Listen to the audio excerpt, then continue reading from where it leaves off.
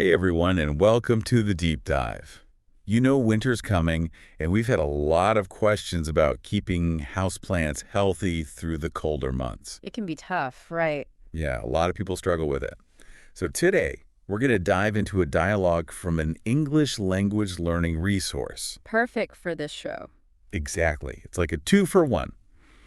We'll learn about plant care and pick up some useful English phrases along the way. Sounds good to me. So the dialogue takes place in a garden center, which is basically a store that sells plants. We'll be playing the roles of the customer and the employee. Okay, I'm ready to be helpful. Awesome. I'll be Helen, the customer who's having a bit of a plant emergency. All right, I'll be James, the friendly garden center employee who's going to give us some great advice. Perfect. Let's jump right in. Um, excuse me. My houseplants keep withering. That's common during winter. Where do you cultivate them? Near the window, but they still look unhealthy. The draft might be affecting them. I recommend moving them slightly away from windows. Should I adjust the watering schedule too? Yes, most plants need less water in winter. That's helpful. Do you sell plant nutrients? Of course. We have a wide variety. Just follow me. That was fun. It felt like we were really in a garden center. It did. Now let's unpack some of those words and phrases we just heard. Okay, let's start with wither. What does wither mean? Wither means to dry up and become weak like a flower that needs water. It's not doing so well. So Helen's plants are withering because they're not healthy. Exactly. And you can use that phrase, my plants keep withering, when you're talking about your own plants too. Good point. And James asked, where do you cultivate them? What does cultivate mean?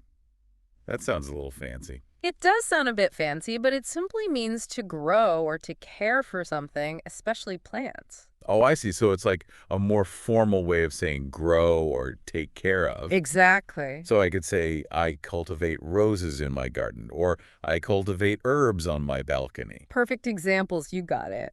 Next up, James mentioned a draft. What's a draft? A draft is like a flow of cold air. You know, the kind you feel near a window or a door. Ah, that makes sense. So James thinks the draft might be making Helen's plants unhealthy. He said the draft might be affecting them. Right, and that's something to watch out for, especially in winter. You want to make sure you keep your plants away from drafts. Gotta keep those plants cozy. So we've covered wither, cultivate, and draft. Pretty useful words to know, even if you're not a plant expert. Definitely. But going back to our dialogue, remember, we're trying to figure out why Helen's plants aren't doing well. What else did James say? He said that plants need less water in the winter. He said most plants need less water in winter. That's an important tip. Absolutely. In winter, plants kind of slow down. They don't grow as much, so they don't need as much water. Makes sense. If you give them too much water, it can actually hurt their roots. Oh, wow. So less is more when it comes to watering in the winter. Exactly. So we've learned about those pesky drafts and the importance of watering less in the winter. What do you think is the biggest problem for Helen's plants? Well, she mentioned keeping them near the window, so maybe the draft is the main culprit. But I also wonder if she's been overwatering them. That's a great point. It could be a combination of things, right? Yeah, it could be the draft, too much water, or maybe something else entirely. You got it. And that's what we'll explore in the next part of our deep dive. We'll look at other factors that can affect your plants in winter. Welcome back to the deep dive. So, we're trying to solve the mystery of Helen's withering plants.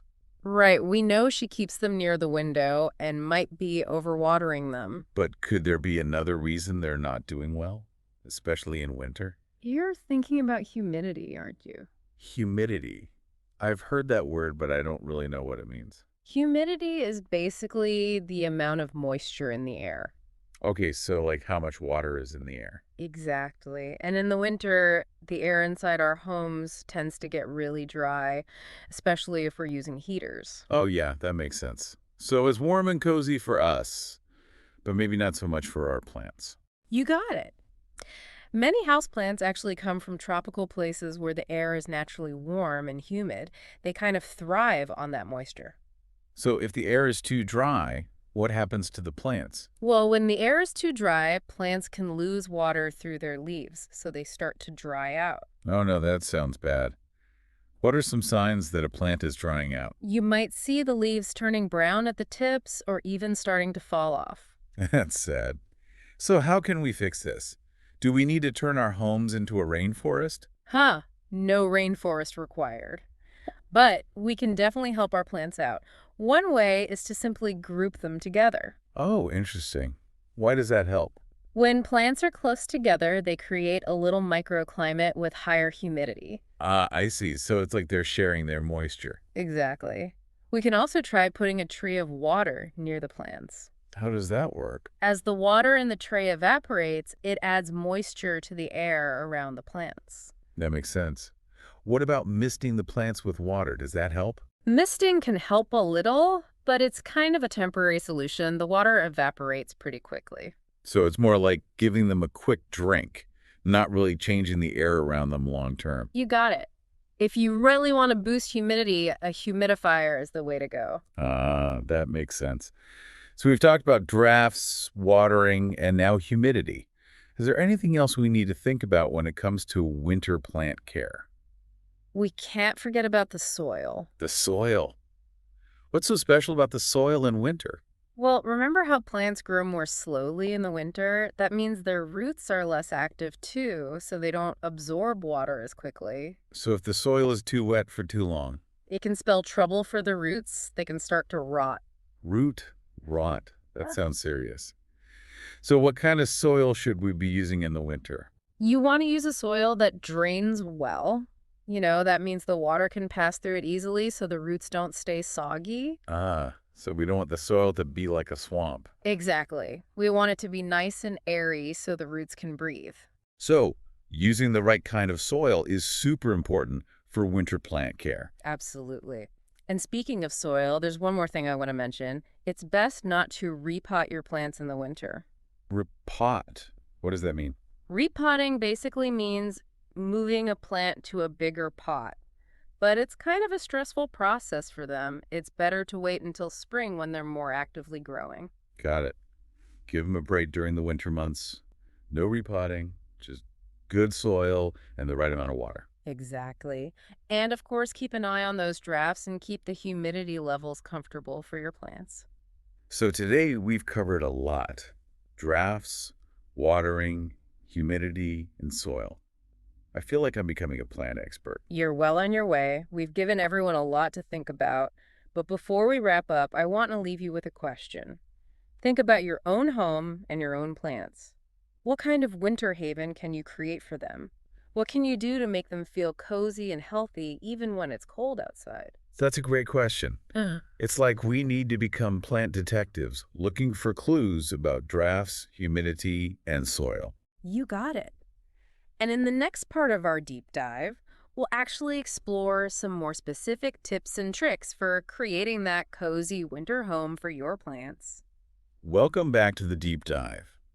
We've talked a lot about how to keep those houseplants thriving during the winter, but now it's time to shift gears a bit. Yeah, let's take a closer look at the language we used. Yeah. All those interesting words and phrases. Exactly. Remember that dialogue we heard in the garden center? With Helen and James. Yeah, let's go back to that and see how we can use those phrases in other situations. Just like a language deep dive within our plant. Deep dive. I like that. Okay, so let's start with the phrase, keep withering. Helen said, my houseplants keep withering. We know wither means to dry up, but what about that word keep? Well, keep means to continue doing something. So keep withering means the plants are continuing to dry up. It's an ongoing problem. Right, and we can use this phrase for other things too, like my phone keeps disconnecting or my computer keeps crashing. It means the problem keeps happening over and over again. Exactly. It's a really useful phrase to know. Now, what about cultivate? James asked Helen, where do you cultivate them? We learned that cultivate means to grow or care for plants, but can we use it in other ways? I think so. We can cultivate other things besides plants. We can cultivate our skills, our relationships, even our knowledge.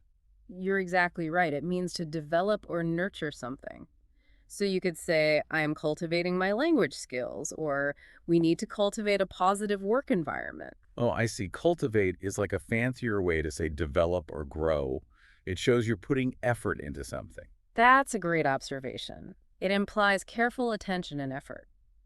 Now let's move on to might be affecting. Remember, James said the draft might be affecting them. He was talking about the plants, but we can use this for other situations too. Definitely.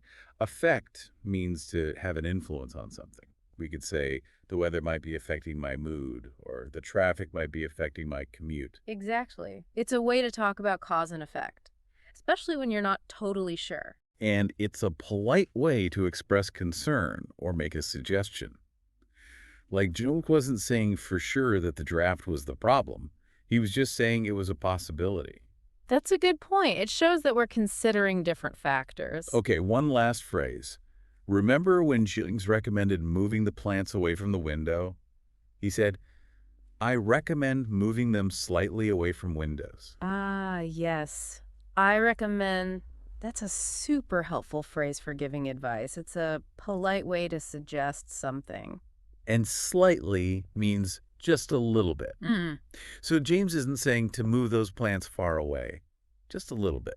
Right. And we can use I recommend for all sorts of things, like I recommend this book or I recommend trying this restaurant. So I recommend is a great phrase to use when you want to share your opinion or give someone some friendly advice. Exactly. Well, that brings us to the end of our deep dive today.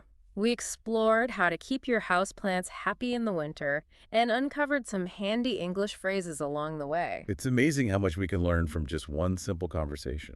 Absolutely. Remember, learning is a journey. Keep exploring, keep experimenting, and keep cultivating your knowledge. And if you enjoyed this deep dive and want to discover more fascinating topics, make sure to subscribe to our channel. We'll be back with another deep dive soon. Until then, happy learning, everyone. Thanks for joining the conversation here at Kaz English. We hope you found it fun and informative. Don't forget to check out kazapp.uk. That's kazapp.uk for more tips, resources, and interactive practice. Keep exploring, keep chatting,